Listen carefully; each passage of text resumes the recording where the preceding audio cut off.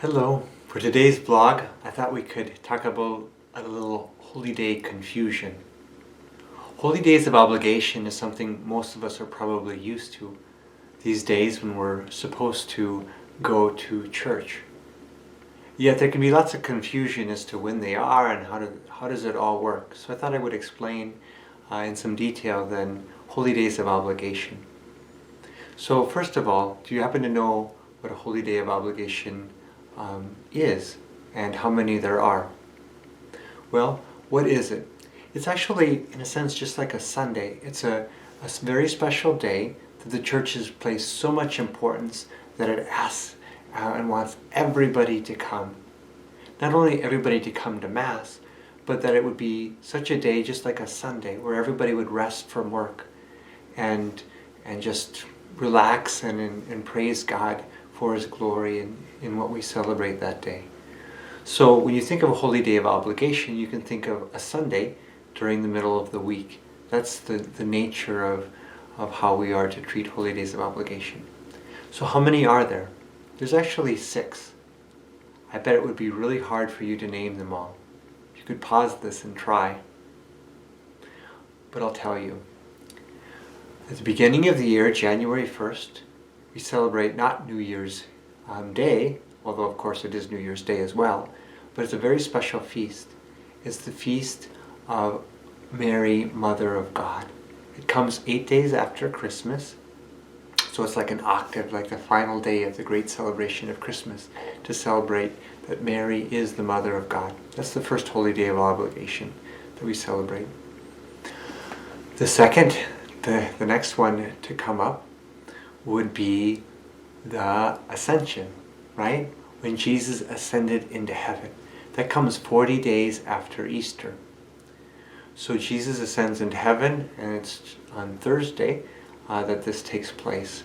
However, you may wonder, well, I don't remember going to Mass on Thursday. Well, that has been transferred in our diocese to Sunday. So we now celebrate the Ascension in our diocese on Sunday. But if it was on Thursday, it would be a holy day of obligation. So it's one we don't have to worry about so much. Another holy day of obligation is actually the one coming up this Saturday, right? This Saturday is the Assumption. The Assumption is when Mary was assumed body and soul into heaven. In this great feast day we celebrate, and it's a holy day of obligation. Then we come to the next one, which is All Saints' Day, November 1st, when we celebrate all of the saints and all of their glory. What a great day. So November 1st is another holy day of obligation. December 8th is the next one. December 8th is the great solemnity of the Immaculate Conception, when Mary was immaculately conceived without any sin. So she didn't need to be baptized in that sense. She was born to Saints Anne and Joachim. So that's the Immaculate Conception.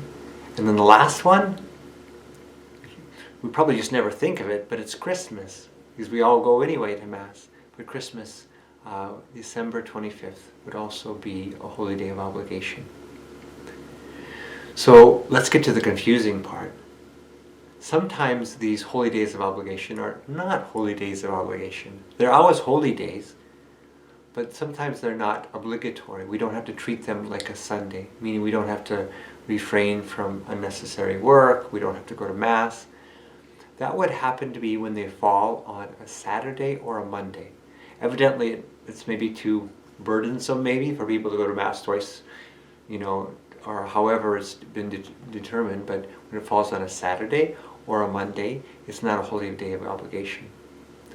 So this coming Saturday, the Feast of the Assumption, isn't a holy day of obligation, but I certainly invite you to come to the 8:30 a.m. Mass and celebrate this great day. Now, just to add a little bit more confusion, there's an exception to this. On December 8th, if December 8th lands on a Saturday or a Monday, we actually still go to Mass on that day as a holy day of obligation. The reason is because it's our national feast day. And as our national feast day, that has just been determined that it's so important that we all would go to Mass on that day and celebrate it as a holy day of obligation. A bit confusing, huh? Well, it is confusing even for us priests sometimes. Like, how does this all work? Well, that's essentially how it all works.